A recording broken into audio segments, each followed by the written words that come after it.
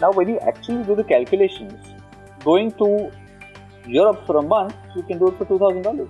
So often what happens is that the cost of our dreams is a lot lower than the imaginary figure we seem to have in our heads.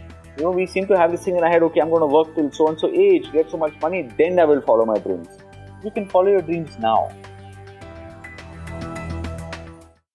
This is episode number 87 of The Inspiring Talk with award-winning comedian Papa CJ.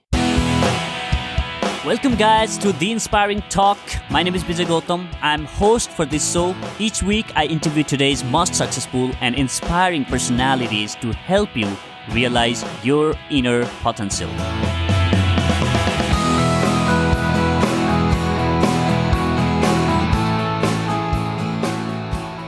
On this episode of The Inspiring Talk, I speak with Papa CJ. He's an award-winning international stand-up comedian. He has performed over 2,000 shows in over 25 countries across the world. Forbes Magazine called him the global face of Indian stand-up, and Harvard Business Review called him one of the most influential comedians around the world. He is one of the pioneers of comedy in India and was instrumental in setting up the English language comedy circuit in the country. As a corporate coach, he has trained over 50 blue-chip companies globally. He consults brands on concepts and content strategy. His maiden book, an autobiography titled Naked, was launched earlier this year, and I loved reading that book. I invited CJ to talk about his journey from the streets of Calcutta to performing on some of the world's biggest comedy events. Following your passion, power of vulnerability, and a lot more. This episode will deeply inspire you as Papa CJ's story is one of the most inspiring stories I have come across recently. Without further ado, let me welcome Papa CJ.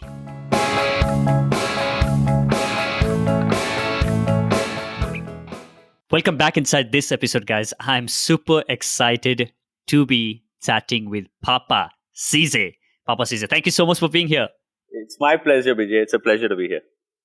It's really an honor to have you here on the show. And I have read your book, Naked. You have bared it all. You have shared it all. And obviously, I have heard about you. I have seen your shows for a while now and following you. And now getting this opportunity to talk to you, it's really a privilege to have this conversation with you. And after I completed reading your book, I was left inspired by the story.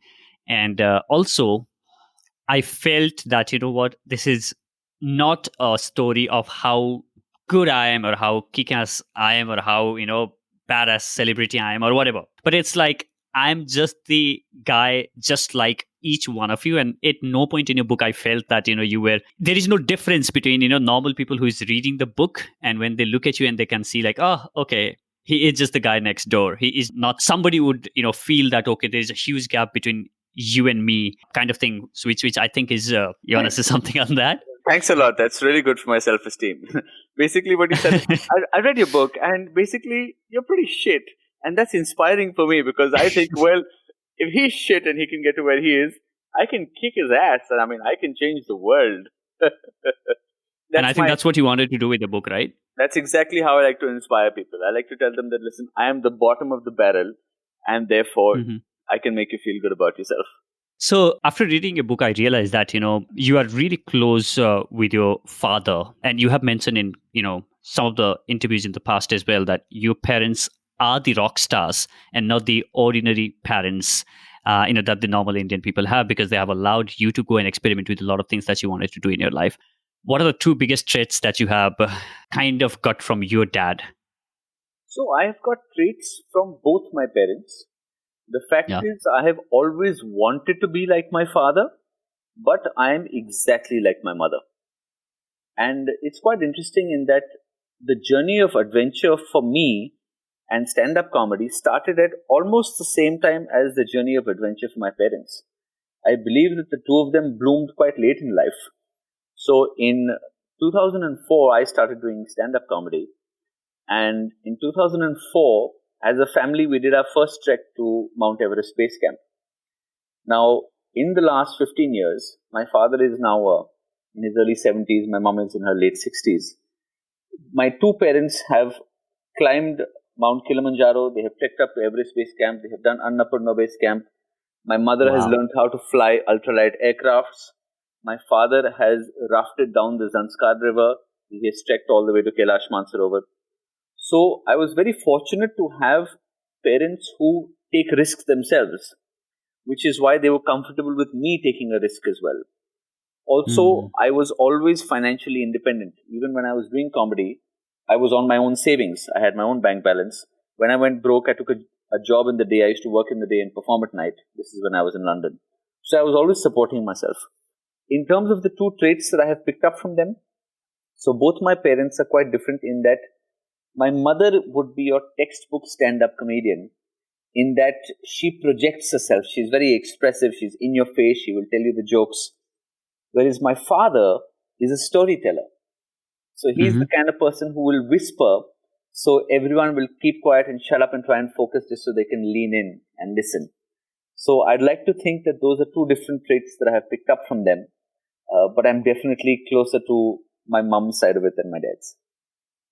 So how was it like growing up as a kid? I've read the book for the better understanding of the audience. Like, can you give a glimpse into your life as a kid, and how was it for you growing up? Well, I shuffled between two places. So I grew up in Calcutta, which is a city that will always be home to me. But I spent 9 years in a boarding school in Himachal Pradesh. So both places were fantastic. I mean, I loved Calcutta because the beauty of Calcutta was that all of our parents worked for some company or the other. So there was a level of equality. Like nobody knew, I didn't know whose father did what or how much money anybody earned. We were all in the same places. We played in the same playground. So there was no real differentiation. Whereas in a city like Delhi, where I have been for the last 12 years, I mean, my understanding of Delhi is that a lot of people here are either into politics or into business. So they're either kicking somebody's ass or they're kissing somebody's ass. So when you meet them, they try and figure out where you are on that spectrum, whether you're supposed to kick or whether you're supposed to kiss. And fortunately for me, I don't fit into that spectrum. So, and boarding school, on the other hand, was also wonderful. I mean, I was in a school with 750 boys and girls from all over the country. We all wore the same uniforms. Again, nobody knew whose dad did what. And it was great because in addition to academics, you could take part in so many other extracurricular activities, right? I mean, I was in the school band. I played a musical instrument. I did clay modeling. I did carpentry. I acted in school plays. There was lots to do. And because it was a co-educational school, there were extra co-curricular activities as well, which I shall not go into for the podcast. Yeah. So after you completed your school, and it was pretty, I wouldn't say it was pretty an average, schooling life, or maybe not so average for you for the kind of stuff, that you have done the school, and you were born leader. Would you like to call that to yourself? Like, because you were leading, you were head boy for your school. I think it's a bit arrogant to say born leader. But I think if I did something, I'd like to try and do it as best as I possibly could. So I tried to participate in a lot of activities. I played lots of sports. Where did that trait came from? Like, whatever I try to be best at what I do. Where did that trait come from? If you go back and reflect on your life, it kind of traces it back. I think partly nature, partly nurture. I mean, one, it's just inbuilt in me. If I'm doing something, I'd like to try and do it to the best of my ability. But also, ever since I was a kid, my father always said, listen, if you want to be a sweeper, you be a sweeper. But try and be the best sweeper in the world. So I think a little bit of that came from family as well. But yeah, as far as leadership is concerned, I just enjoyed doing what I did. I loved sport. I was very fit as a kid. And it was great to be involved in these team sports and try and do as best as possible.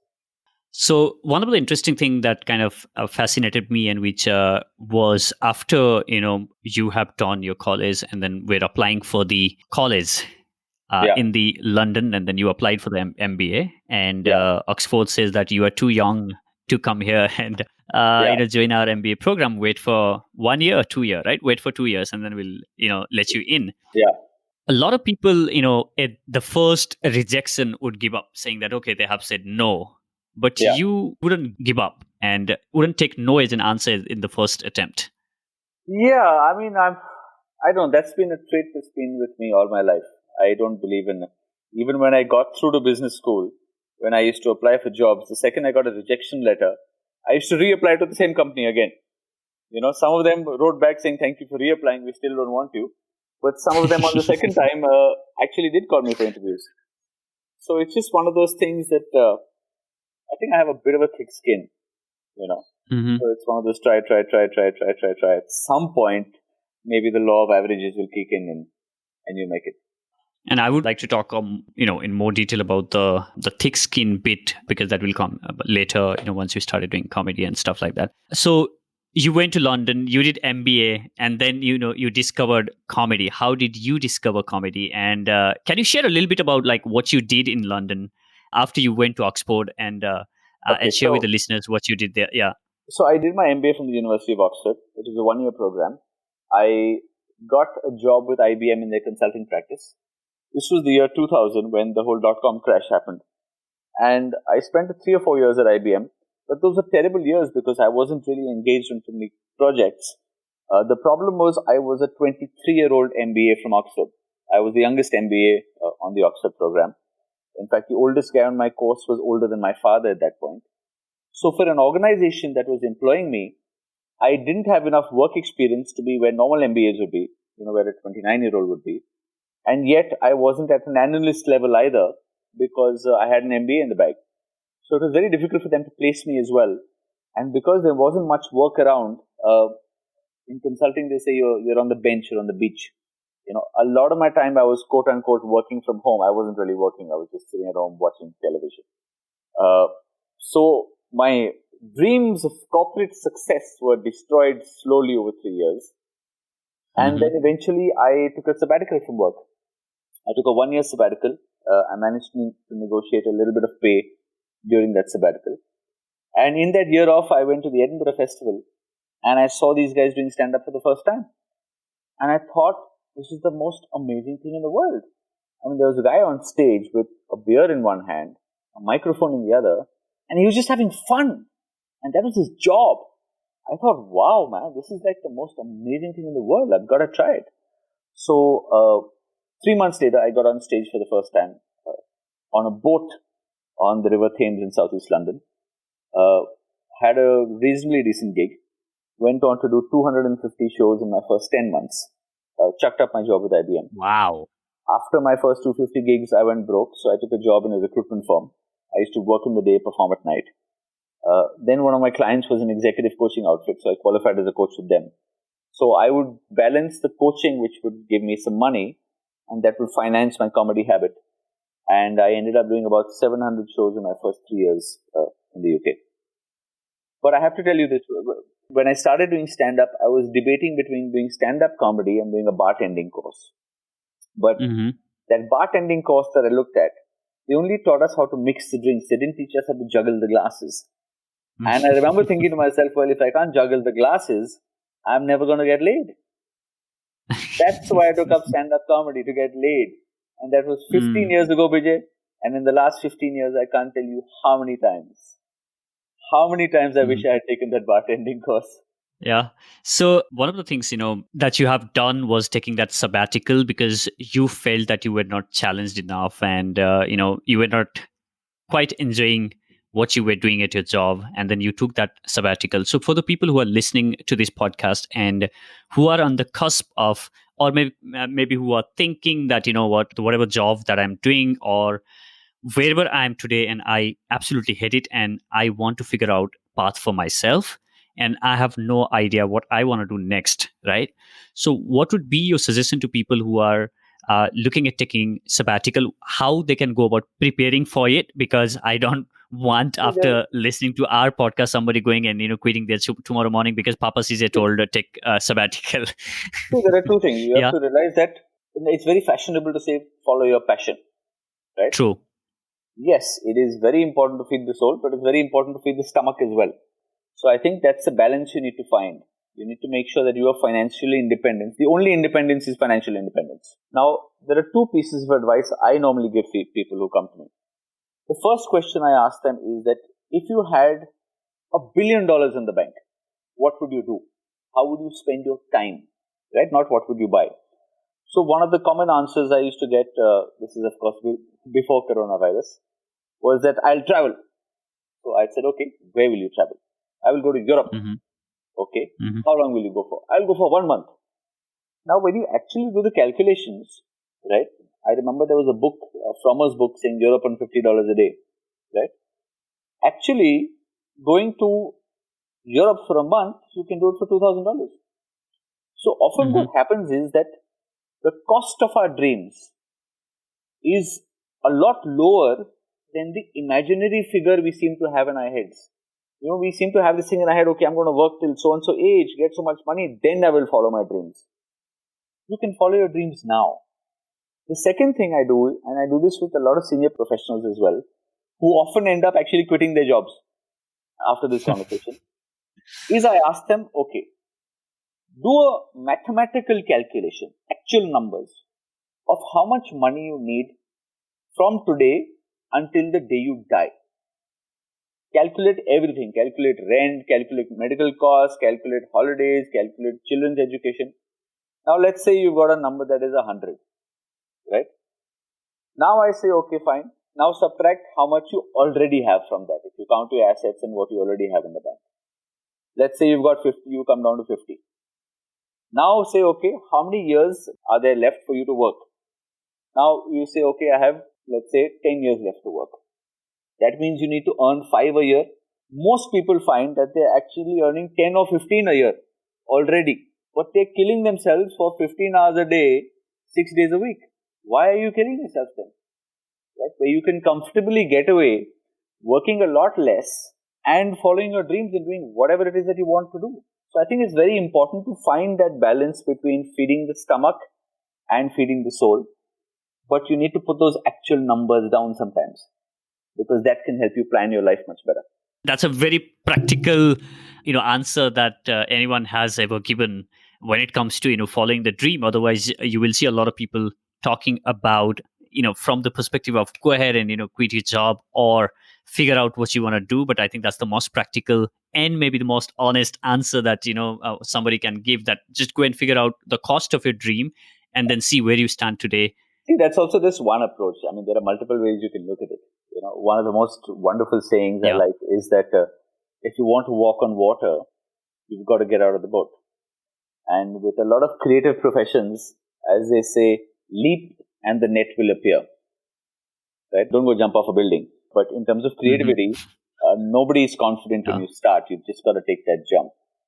And things tend to happen on their own. So those 3 years when you were, talking about so many numbers of shows that you did was definitely not the best time of your life. Can you take us there and share with us, that phase of life when you have taken sabbatical from your job and you were doing gigs almost every single night for a year on the first year of trying to pursue your passion? So I did 700 shows in the UK. Out of those, I would say 300 were in London. And the London gigs would be small shows, 10 people, 15 people with 10 comics. The out-of-town shows, you sometimes had 300 people who showed up. They were in small towns across the UK. Now, for these shows, I would have to travel for, on average, 4 hours one way to perform for a maximum duration of 10 minutes. Right? I wasn't getting paid for most of the shows. I had to pay the driver my share of petrol. Now, there were two things that were fantastic about it. One was I was getting to perform in front of large audiences. And two, the most important thing was for 400 shows, I spent between 6 to 8 hours in a car with two other comedians who had been doing stand-up comedy for between 10 and 20 years. Right? So I would see how they prepared their shows. I would see how they analyzed their shows afterwards. I would literally beg them saying, please, can you watch me perform? Give me some feedback. I have spent over 2,000 hours in cars with these comedians. That is comedy university right there. There is no substitute for that kind of mentorship. So those were the two upsides. The downsides, of course, was that, the kind of life I was living, I would wake up at say 10:30, 11 in the morning, cook one meal for myself at 2 in the afternoon. I would get to some comedian's car at 4 in the afternoon to drive to some city in the UK. I would get to this gig. I was nervous. I wouldn't eat. Uh, I would get dropped off on the outskirts of London at 2:30 in the morning. I would pay the driver my share of petrol. I couldn't afford a taxi. I would change 3 different buses, sometimes waiting for 45 minutes in cold London winter. And I would get home at about 4:35 in the morning. I did this every single day for an entire year. At the end of that year, I had no money, no friends, no relationship, and no life. But every single comedy club owner in the country knew my name. So that's where it kind of started from. I think that's super important, right? So the most important lesson out there, what I can see from what you have done is, number one, you threw yourself out there and surrounded yourself with people who were kind of living the dream that you wanted to live one day. And you were, learning from them constantly. And as you mentioned, like that was the comedy university that you went. And also at the same time, you were learning the craft and picking up the skills and tools that, would help you in the future. And you were putting your head down, by the way. You were in no hurry to get that fame. Bijay, I think ignorance was also a large part of the success. Ignorance because large part of the reason for whatever little success I may have got. Because you're right, it was my passion, I loved it and my head was down. I didn't really look up because I didn't know how difficult this profession was and how low the odds were of actually succeeding, right? And I was not going around with comedians who were living my dream, right? They were superbly talented people. Some of them were wonderful people. But my dream should not be for the next 20 years of my life to be sitting in a car for 8 hours a day to travel to some city to make 20 pounds or 50 pounds or 100 pounds. That is a very difficult life, But I hadn't even thought about it at that point. And so I focused on the craft. I think it's nowadays often what tends to happen is people try and learn the tricks of the trade before they learn the trade. But it's very important to learn the trade first. I think that's a really powerful suggestion right there. So I would like to read a line from your book at the same phase of your life where you have written, "I'll never forget the night when I stood freezing for over an hour at a bus stop in South London at 3 a.m., soaking wet from the rain and questioning the sense of it all." Do you have any message to people who are there, soaking wet on a midnight rain, questioning the sense of it all? I remember this specific night. I had gone to do a show in a place called Durham, which is about a 5-hour drive from London. I spent 5 hours one way in a car with a deaf comedian. So you can imagine the conversation wasn't exactly awesome. And we got there and Durham University had exams, so only 3 people came to the show. We still performed because we had driven 5 hours for that. Drove all the way back. I got dropped off very far from where I lived. I was exhausted. I was tired. I was cold. I was wet. I waited for an hour for a bus to come. No bus came. I called up a taxi company. The taxi company quoted me 22 pounds to drop me home. I did not have that money to pay the cab. And that was the only ever time. I still remember I was shivering in the doorway of a shop and thinking to myself, what am I doing? And maybe another half an hour later, a bus came. I got on that, changed 2 more buses, got back home at about maybe 5:30 in the morning. And sure enough, the next day I got up and went on to my next gig. But yeah, I specifically remember that night. But shit happens, man. I think it happens to all of us. We always hit a point where you hit rock bottom. But the beautiful part about hitting rock bottom is that the only way to go from there is up. So is there any message for people who are soaking there out in the wet, in the midnight rain, somebody who might be listening to this? Yeah, sure. Invest in an umbrella. Well, that's the answer from Papa CJ. But on the stage, we want answer from the Papa CJ off the stage. Well, I think the umbrella is probably a metaphor, right? So what are the things that make you hit rock bottom and how can you protect yourself against that? So an umbrella in this case would be maybe some money in the bank, maybe a job that you do on the side. I remember after 1 year of stand-up, I went broke and I used to work in a recruitment job in the day. Now, I may have spent 8 hours a day in that job and only 10 minutes on stage at night. But in my head, I was doing stand-up comedy and the job was on the side, right? So the amount of time you spend on something doesn't mean that is what you give your primary importance to. So that is important to keep in mind. In my head, I was a stand-up comedian, and the job was only until I could get to a point where I didn't need to do it anymore. Nice. So there are a lot of people who feel, they really don't fit in on a lot of, let's say, on the places that they want to pursue their dreams, especially when they are starting out, because they have this huge burden of their backstory or the background they come from. Have you felt that way, that, you do not fit in? And how did you go about that? The thing about going to a boarding school is that you learn to fit in anywhere, but you don't necessarily feel like you belong. But I don't really place a lot of importance to fitting in, right? Why do you need to fit in? I don't think anyone who has really changed the world or achieved any great magnitude of success ever sort of followed the crowd or fit in. Think of any leader you want to, whether it was, Bill Gates, Steve Jobs, whoever you might think of. They didn't get to where they were by fitting in. They decided they wanted to do something different. They wanted to change things. So fitting in is not important. You've got to do what feels natural to you. And what's most important is that you need to be authentic, right? That is, if there's one thing I have learned from stand-up comedy, I always say that it is an outward expression of an inward journey. The journey is always inward. You eventually have to get to a point where you're comfortable being in your own skin, where you're saying, this is my truth. If it works for you, fine. If it doesn't work for you, also fine. Because if you're constantly trying to be somebody else to please the people in the room, whether it's in your job or in your life or whatever it is, you're never going to be comfortable in your own skin and you will never be happy, right? That happens with stand-up as well. Initially, you're trying to please everybody, but you can't change your point of view or your values depending on who's in the room, because those people will keep changing. So if you change all the time, what do you stand for? So eventually, you've got to be who you are, and your audience will find you. The same thing applies to life as well. You need to be comfortable being who you are. You don't need to apologize for it at all. And your kind of people will find you. And that's where your sense of belonging will come from. But it is very important to be authentic and to be true to yourself. How does one does that? Because a lot of people, becoming authentic and becoming self, but where does one begin, like becoming self or becoming authentic with themselves? Any language restrictions on your podcast?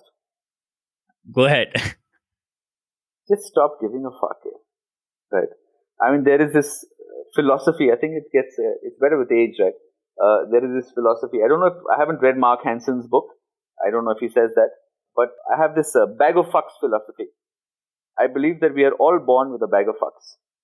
And over the course of life, as you keep giving a fuck about something or the other, you just have less fucks left to give. So as you grow older, you have to be more choosy about the things you do give a fuck about. And eventually you just run out of fucks and you attain nirvana. At least that's my philosophy. But see, I think as long as you're not hurting somebody else and you're just being authentic to yourself, that's fine. So what are the things that you have learned about rejection and failures from comedy that you didn't know earlier? It doesn't really matter, yeah. I think it makes you stronger. It's like the movie Rocky, yeah. He says it's not about how hard you hit. It's about you getting hit and being able to keep getting back up. That's just a metaphor for life. It's the same thing with comedy. It's the same thing with everything in life. If you can't handle rejection, comedy is definitely not for you. And the thing is, the problem is that with social media and stuff, we have started to live in a world of external validation. Everything is about how many likes and retweets and shares, and it's about the public perception. But the journey has to be inward. Your journey of growth has to be inward. And once you decide to focus on that, then it really doesn't matter. Like they say, either you succeed or you learn. There is no such thing as failure. If you haven't succeeded, you have learned. So you don't start from zero, you start from experience. And then you build on that. As comedians, when we started performing, we would record every single show, we would listen back to it. So that the stuff that went well was fine. But you learn nothing from a good show. If I do a good show, I walk off stage thinking, boss, I'm the king. In a bad show, I get feedback from my audience every 15 seconds. if I cannot adapt on the spot, I mean, there is nothing worse than trying to make people laugh and getting 5 minutes of silence. I have to think to myself on the way back to my home, if I'm ever again in the same country with a similar audience of a similar background, what can I do differently so I don't look like a fool? So for us as comedians, failure is the only way to grow. You can only grow by failing and continuously failing again and again and again in different circumstances, learning from that so you don't fail in that circumstance again. And that's what makes you better at what you do. Cool. So now I want to talk about something really important. It's about vulnerability. And because, you have shared your story, and when you really peel off the layers and take off all the layers and show it to the world, and which is really, by the way, very, very difficult thing for a lot of people to do, right? So, and when you do that, then, you can have a lot of people being more empathetic towards you. And also at the same time, you also, as we mentioned about, you stop giving, damn about what other things about you, right? How difficult is it for somebody to become vulnerable? And how does one begin that journey of vulnerability? I think it's not something you can rush. It's something that each person kind of grows into. I think there is great strength and power that comes from. So with my book, which is based on a show that is also called Naked, I believe that as human beings, we build walls around ourselves that hide our deepest hopes and fears and desires. Now, in the book as well as the show, one brick at a time, I remove these walls and I'm exposing myself with all my vulnerability, all my pain. Now, it is terrifying yet exhilarating at the same time, because by the end of it, while you are completely naked, you are also completely free, right? You have nothing left to hide. Your truth is out there. And that's extremely liberating. And it allows you to build on that. And not only that, I believe it is extremely cathartic to other people as well. Because when they read the book or when they watch the show, I'm using the vehicle of my life to talk about the human experience. At some point, somebody who's reading or watching is not thinking that I'm talking about my life. They think I'm talking about theirs. Because they have gone through similar experiences, they have felt similar emotions. And for many of them, they're able to look at it and say, listen, if this guy can go through this stuff and he can laugh about it and be positive and get on with his life, what's stopping me? So I find that, at least what I've heard from my audiences, that it's extremely empowering for them as well. So I think being naked does give you an immense sense of freedom and strength. It's perfectly okay to say that you're not okay or that you've been through a hard time. Nobody's perfect. And that's part of the human experience. So cherish it. I think it was, I don't remember whether it was Helen Mirren who said in one of the Oscar speeches, she said, take your broken heart and turn it into art. Some of the greatest art is born out of pain. So instead of looking at the negative, see how you can channelize that pain and hurt into something beautiful, either for yourself or for other people. What was the journey like for you when you started sharing your stories? Like, as you mentioned, it was scary, at the same time liberating. And I'm sure you didn't went out to share the entire story at once, right? You started sharing one at a time. So how would you recommend that, especially for the people, who have never shared the story? And you rightly mentioned about the deepest fear, hope, and desire that people have. And then how, one can start getting on that path of sharing those out. Well, there's an old saying, how do you eat an elephant? Right? And the answer is one bite at a time. So start from a space where you feel comfortable, around people who you feel comfortable with. And slowly you'll find that as you start to share, other people will start to share as well. And you will find that you are not alone in how you feel. And that is a beautiful feeling. And not only will you feel more liberated, more comfortable in being yourself with more people, but you will also be able to form beautiful connections and bonds with people because you have shared your vulnerabilities together. And you will find that people will respect you a lot for that. So you are saying when you are vulnerable with people, you build more stronger connection? Absolutely. Because when you are able to open yourself up to them, and when people see that you're being authentic, they will not need to put up a show in front of you. And they will be comfortable opening themselves up in front of you. And that's where that bond is formed. Beautiful. So now when you look back at your life after, all the interesting or all the amazing things that you have been through in your life. So do you have any regrets for the life that you have lived, or anything that you wish you could have done, or anything that you wish you could have done differently, or maybe? I don't look at life that way. I think every experience shapes you, and it's a very cliche answer, but it's what brings you to it. It's what's brought me to where I am today, and I can't complain really. I'm extremely grateful. So what did you learn about communication from comedy? I think the most important thing about communication is when you talk to an audience, the first question you need to ask is, one, what do you want your audience to think, feel, or do as a result of what you're saying? But that's the second question. The first question you need to ask is, why should they give a shit? Why do they care about what you're saying? It has to mean something to them. That's the question you need to answer first, right? If you can customize what you're saying to the audience so that it means something to them, nobody cares about you. They care about themselves, right? So if you can answer the question as to why what you're saying matters to them and customize what you have to say, then you have something to offer. And if you can find something that your audience can emotionally connect with, that is where the magic is. All right. So now I have this round called enlightening round, where I'm going to ask you some questions. You can call this a rapid fire round. So Papa says, what inspires you to do everything that you do? I am deeply driven by human connection. Nothing gives me greater joy than to be able to uplift people.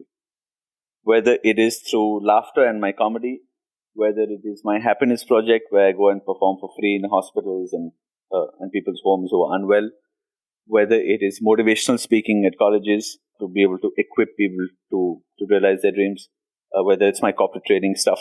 I am driven by being able to uplift people. They say that happiness is found where three things meet: pleasure, challenge, and meaning. So for me, I'm always looking for that third bit. Where is the meaning in my work? And that is what motivates me. That's what inspires me. If you have to look back at your journey and attribute all your success to one daily habit of yours, what would that be? I would say, at least in my profession, your success is 1% talent, 4% hard work, and 95% luck. But I think more than anything else, I believe that success in most professions comes down to two or three things. Most people can do the job. It's relationships and networks and your personal brand, right? So all I can say is just be good to people. I strongly believe in this whole, in karma, right? If you can be good to people, if you can genuinely be nice, it comes around, because people will work with you because they want to work with you. So just be good to people. Try not to say anything negative about anyone, anywhere. Not in public, at least. Do you read often? No, I'm not a big reader. Okay. So any book that you'd like to recommend to people listening to this, other than Naked? I would rather recommend that people go and watch live stand-up comedy. I mean, especially now after coronavirus, I think a lot of people in my profession will take a big hit from a financial point of view. So try and support people in live art forms. Because remember that while you have been locked up in your houses during all this coronavirus and whatever else, it is people in the arts who have actually helped you get through. What you're watching on Netflix is somebody in an arts profession, whether you're watching stand-up or whatever else it might be. So the next time you go out there, don't ask for a free ticket, don't ask for a free pass, don't ask for a discount. Support people in the artistic professions, including books. Buy books within my office. All right. So I have one last question left for you. But before I ask that question to you, people would like to get in touch with you. What is the best possible way to reach out to you and maybe, come and see one of your shows? What is the best possible way? Website is papacj.com. I'm on every social media at papacj on Instagram, Twitter, Facebook, LinkedIn. And if I don't think they're delivering my physical book nowadays, but the ebook of Naked is available on Amazon. I can't recommend this book enough because, there are a lot to learn from Papa CJ's journey, and he exploring his own life and finding out, his passion and going full out and then making a career out of that. There's a lot to learn from his journey. Just go and check that out. I completed reading and I was blown away by, how simple and how easy to follow, and at the same time, how much you can learn from the book. So I can't recommend that enough. So here's the last question for you. So now that, you have done your live shows in over 20 countries and spoken in a lot of large stages, imagine that you are standing on the stage which is the largest stadium that has ever been built in the history of the world.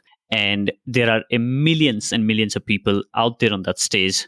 And every single city is occupied, by the way. And you have been given only 1 minute of time to share the most important lesson that you have learned in your life. What would be your message?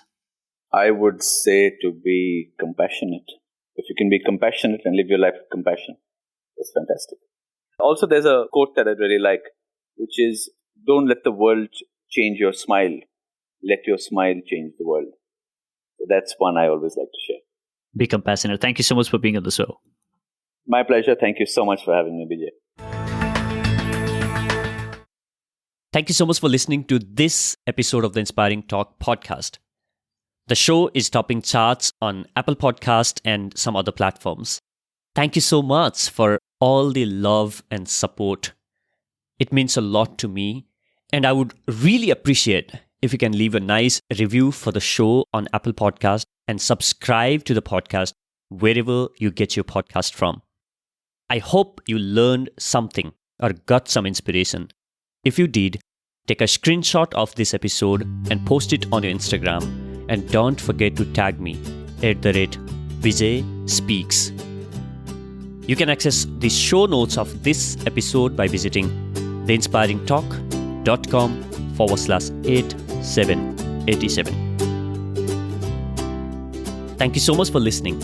I'll catch you in the next. Now, go out there and do something inspiring.